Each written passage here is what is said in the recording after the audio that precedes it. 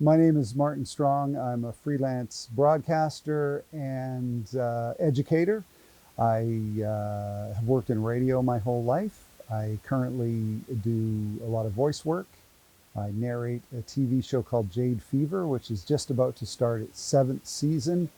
I do a show on CKNW on Saturdays called Vancouver Consumer, all about consumer affairs. And I also do a little bit of teaching as well. Storytelling is really, really important. It's just the way that you tell stories is not only entertaining, but it also imparts information. And I think people uh, have a natural instinct to both listen to stories and to tell stories. For example, in Spain and France, they have these caves that are tens of thousands of years old. And on the sides of the caves, they found cave paintings. And they're basically people from 10,000, 10, sometimes 40,000 years ago telling stories. And maybe these stories were to entertain people. Maybe they were to impart information about how to hunt, where to put the spear or, when to hunt. But it's storytelling, and it's a very, very effective way of imparting information. Well, I think being a good speaker is being a good storyteller, and there are techniques you can do right away to become a better storyteller. You can be more descriptive. You can be specific.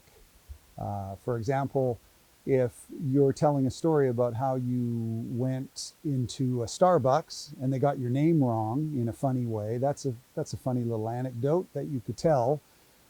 Or you could say, you could be very specific. I went into Starbucks to order my half calf coconut milk latte.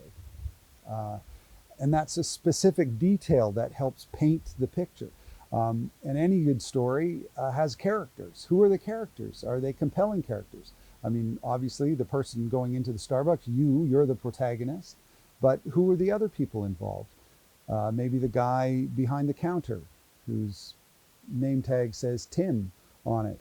He could be another character in the story. In some ways, he's your antagonist.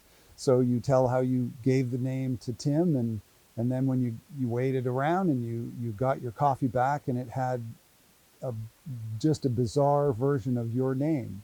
And that in itself is a story. You've got characters, you've got conflict. Every story has conflict. Um, Sometimes it's a big conflict like Captain America versus the evil powers, or sometimes it's an internal conflict, someone struggling with their conscience or something.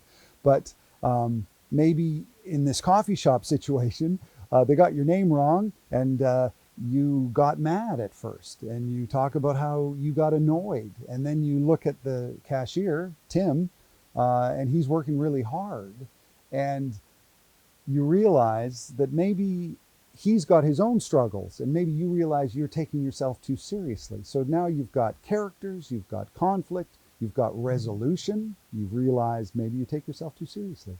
And that's a story from something so mundane and stupid as going into a Starbucks. And that's the difference between an anecdote and a story.